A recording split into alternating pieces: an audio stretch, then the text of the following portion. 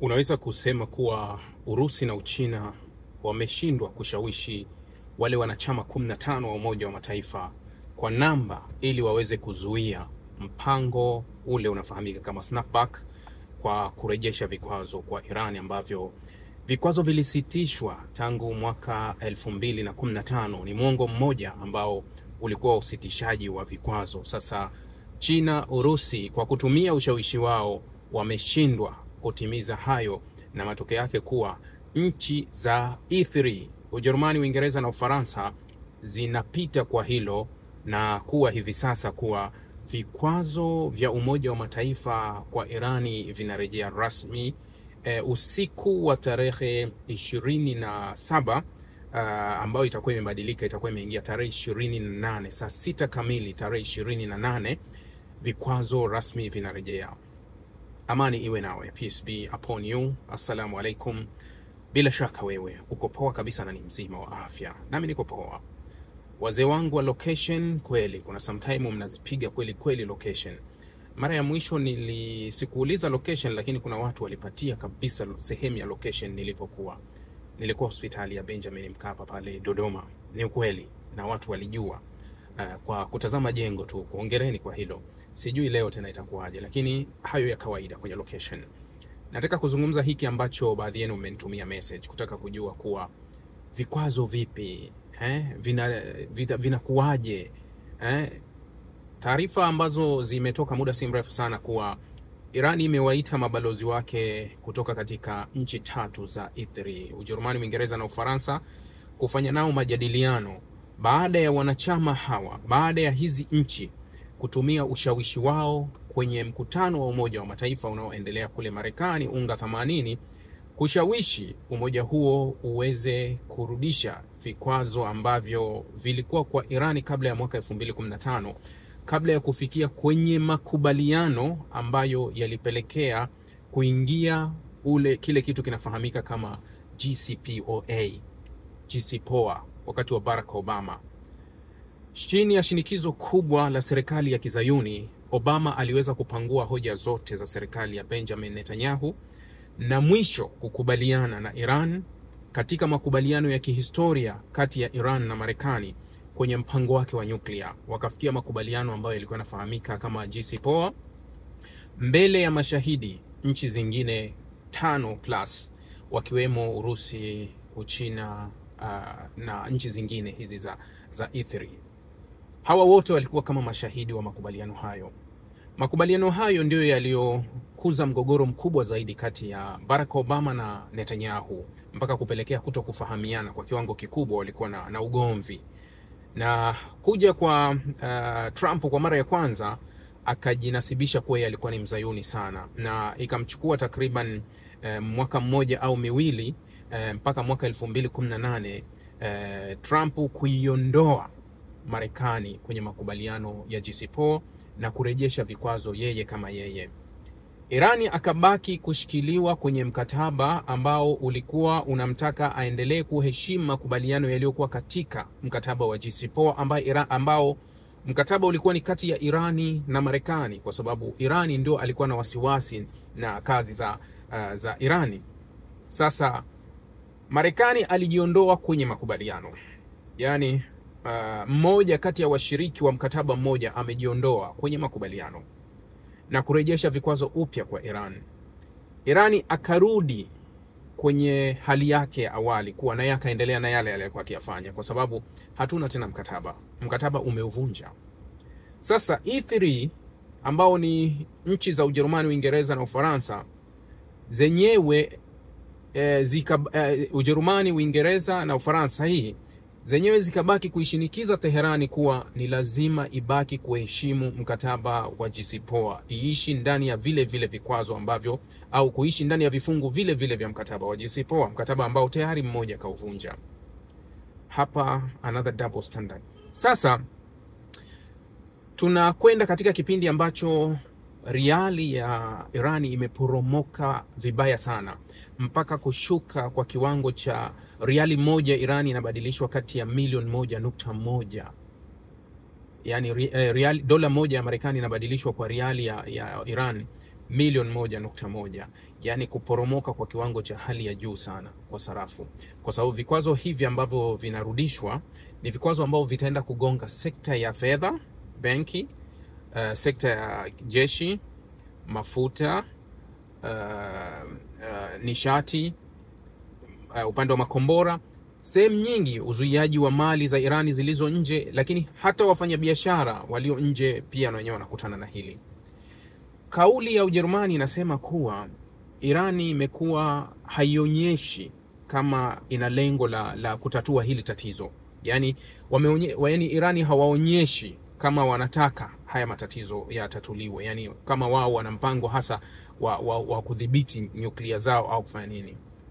Yani licha ya kuwa wanasiasa au wanadiplomasia wa Irani mara kadhaa wamekutana na E3 na Irani ikawahakikishia kuwa tunaendelea na mazungumzo, licha ya kuwa tunazungumza mazungumzo hali ya kuwa nyinyi hamna haki ya haya mazungumzo, kwa sababu mkataba wa JCPOA ulivyokuwa unasema kama mmoja katika washirika wa mkataba atataka kuvunja mkataba, atatakiwa arudi kwenye Baraza la Usalama la Umoja wa Mataifa la wajumbe 15 na isiwepo turufu. Waende wakapige tena kura, kama watakubaliana na sababu za upande unaotaka kuvunja, wataamua kuvunja. Lakini Marekani hakufuata utaratibu hata wa vifungu vilivyomo kwenye JCPOA, akaamua kuvunja mkataba. Na hawa waliokuwa mashahidi hawamwambii Marekani kuwa umekiuka makubaliano, lakini wanamfuata Irani, wanamwambia kuwa tekeleza makubaliano. Umeelewa? Kuna kitu kimoja ambacho hakinishangazi sana, lakini najiuliza tu mara kadhaa kuwa mara ngapi tuzungumze kuhusu muundo wa Umoja wa Mataifa? Yani ule muundo. Muundo wa Umoja wa Mataifa ni muundo wa chombo chenye kudhibiti baadhi ya nchi zinazotaka kukua. Najiuliza viongozi ambao kwa miaka mingi wanachaguliwa labda kwa nchi za Asia, tuseme kuwa Mashariki ya Kati, nchi za Afrika, nchi za Caribbean, baadhi ya nchi za Amerika ya Kusini, hawa ni viongozi wa aina gani ambao kuwa wanajua kabisa tunaishi ndani ya tanuri ambalo halina haki yoyote, lakini tumebaki kuwa humu. Leo hii Umoja wa Mataifa, angalia mkutano wa Umoja wa Mataifa wa UNGA 80, 85% ya viongozi wanaozungumza kwenye mkutano wa Umoja wa Mataifa wanazungumza kuhusu Gaza na wanashutumu Israeli. Shirika la Umoja wa Mataifa linathibitisha kuwa kinachofanyika Gaza ni mauaji ya halaiki, genocide. Yani Umoja wa Mataifa kupitia mashirika yake umethibitisha. Mashirika ya kutetea haki za binadamu duniani, yakiwemo mashirika mbalimbali, Amnesty International, Oxfam, Save the Children, yote yanathibitisha kinachofanyika ni uhalifu wa kivita. Nchi mbalimbali duniani zinathibitisha hiyo. Mahakama zote mbili, mahakama ya Umoja wa Mataifa ya ICJ inathibitisha hilo mpaka kuitaka Israeli iondoke kwenye ardhi, ilitoa miezi 12. Mahakama ya ICC inatoa waranti ya kukamatwa Netanyahu na Gallant kwa kile kinachofanyika Gaza. E3 wanasema Irani haitekelezi lolote, hali ya kuwa Irani ilishambuliwa ikiwa kwenye mazungumzo. Israeli anayofanya hivyo hana single sanction, hana kikwazo kimoja, hana. Ujerumani kwenye mkutano na nchi za EU, baadhi ya nchi zilizoonyesha nia ikiwemo Hispania na Ireland kuwa Israeli anapaswa awekewe vikwazo, Ujerumani ikasema kuwa bado tuwape muda, labda tujiridhishe kabisa kuwa Israeli ananani, au tutoe tu muda wa mazungumzo. Licha ya kila unachokiona wewe, Ujerumani ikasimama kuitetea Israeli. Yeye na Italia wakasimama kuitetea Israeli, wakasema kuwa haijafika kipindi cha kuweka vikwazo kwa Israeli, lakini tunaweza tukatoa nafasi kwa mazungumzo zaidi na kujiridhisha zaidi kama Israeli anafanya hayo anayofanya. Lakini Ujerumani anasema kuwa Irani hana nia ya dhati ya mazungumzo, hali ya kuwa Irani anashiriki kwenye mazungumzo na viongozi wake wanatoa yani usaidizi wa kidiplomasia kwa kila hali kuwa tuko tayari kuzungumza, lakini huyu awekewe vikwazo. Kwa nini vikwazo vya Umoja wa Mataifa vinafanya kazi kwa Urusi? Kwa nini vikwazo vya Umoja wa Mataifa vinafanya kazi kwa nchi zote? Kwa nini vikwazo vya Umoja wa Mataifa havifanyi kazi kabisa kwa Urusi na washirika wengine? Baada ya vita ya pili ya dunia, nchi za magharibi zilifanya uhalifu mkubwa sana, lakini hakuna vikwazo vya Umoja wa Mataifa vimeelekezwa kwao, ila vikwazo vya Umoja wa Mataifa vinaelekezwa kwingine. Sasa naposema kuwa siwezi kuwalaumu sana washirika wa magharibi, na wauliza viongozi wa hizi nchi nilizozitaja, Afrika, Asia, Caribbean, Mashariki ya Kati, mnasubiri nini? Nilisema wakati Marekani alipoanza kumwekea vikwazo Mahmoud Abbas, rais wa mamlaka ya Palestina, kuwa hatoingia Marekani kwenye mkutano wa Umoja wa Mataifa ambao haumuhusu Marekani. Ni mkutano wa Umoja wa Mataifa. Kwa nini Marekani amue nani aingie nani asiingie? Na huyu hakuja kwa ajili ya Marekani. Lakini tishio akalipeleka kwa Brazil pia, kwa sababu Brazil waliunga mkono wa Palestina. Tishio likapelekwa kwa Brazil.